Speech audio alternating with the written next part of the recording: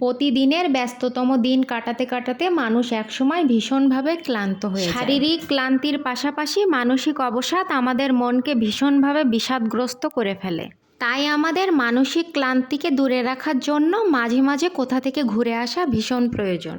কারণ টাকা জমিয়ে রেখে রেখে হয়তোবা একটা সময় অনেক টাকার মালিক হওয়া যায়, কিন্তু এই টাকা দিয়ে কি হবে যদি এই পৃথিবীর সৌন্দর্যটা দু চোখে সুন্দরভাবে উপভোগ করতে না পারি। তাই আমরা অবশ্যই প্রত্যেক বছর কোথা না কোথা থেকে ঘুরে আসি। এবার এখনো কোথাও যাওয়া হয়নি, তাই আগের বারের ভিডিওটাই আপনাদের সাথে শেয়ার করতে চলে এলাম। হ্যালো সবাইকে, কেমন আছেন সবাই?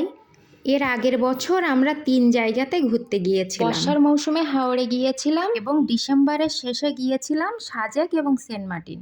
আজ আপনাদের সাথে সাজেক যাওয়ার কিছু মুহূর্ত শেয়ার করতে চলে এলাম। আমরা সাজেক গিয়ে উঠেছিলাম অ্যাডভেঞ্চার রিসোর্টে। স্নান করে ফ্রেশ হয়ে একটু ভিডিও করে নিয়ে চলে গেছিলাম লাঞ্চ করতে। লাঞ্চের আইটেমের ভিতরে ছিল ব্যাম্বো চিকেন, সবজি, ডাল এবং ভর্তা। ব্যাম্বো চিকেনে সরিষার তেলের ফ্লেভারটা এর স্বাদটাকে দ্বিগুণ করে দিয়েছিল। আমি যেহেতু পাহাড়ি খাবারগুলো আগে কখনো খাইনি, তা আমার কাছে ভীষণ মজা লেগেছিল এবং খাবারের পরিমাণটাও যথেষ্ট ভালো দিয়েছিল। তারপর বিকালে আমরা চলে গিয়েছিলাম লুসাই গ্রামে ঘুরতে।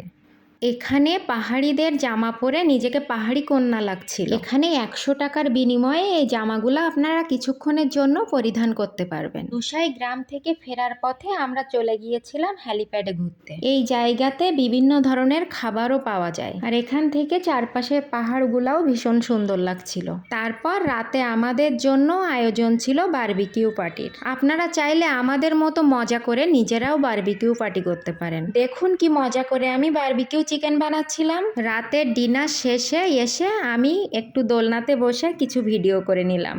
রাতের সাজেক বেশি সুন্দর, চারিদিকে আলোয় আলোকিত জায়গাগুলোকে ভীষণ ভালো লাগে। কিছু কিছু রেস্টুরেন্টে গানের আয়োজন হয়। রাস্তা দিয়ে হেঁটে যাওয়ার সময় এই গানগুলো আমাদের মনকে ভীষণভাবে আনন্দে ভরিয়ে তোলে। আমার কাছে সাজেকে সূর্যোদয়ের মুহূর্তটাও ভীষণ ভালো লেগেছিল। যখন সূর্যোদয় হয় পাহাড়গুলোকে দেখতে ভীষণ ভালো লাগে। আর সাজেকে আপনি গেলেই এই কুকুরগুলাকে দেখতে পাবেন। খুব যত্নে পাহাড়ি মানুষগুলা এই কুকুরগুলাকে পালন করে। দেখুন সকালের সাজেকটা কি সুন্দর। পাহাড়ের মাঝে ভেসে বেড়ানো মেঘগুলাকে কি শুভ্র লাগছিল। মনে হচ্ছিল মেঘগুলাকে হাতে নিয়ে তুলার মতো করে নিজের একটা বাড়ি বানিয়ে ফেলি এবং আমি আজীবনের জন্য থেকে যাই সেই শুভ্র তুলার বাড়িতে, যাতে এই শহরের যান্ত্রিকতা কখনো আমাকে আর স্পর্শ না করে। পাহাড়ি প্রকৃতিতে কাটিয়ে দেই বাকিটা জীবন, কিন্তু চাইলেই কি সেটা সম্ভব? কিছু স্মৃতি কুড়িয়ে নিয়েই আবার ফিরে আসতে হয় আমাদের পুরাতন গন্তব্যে। যাই হোক, আজকের মতো এই পর্যন্ত।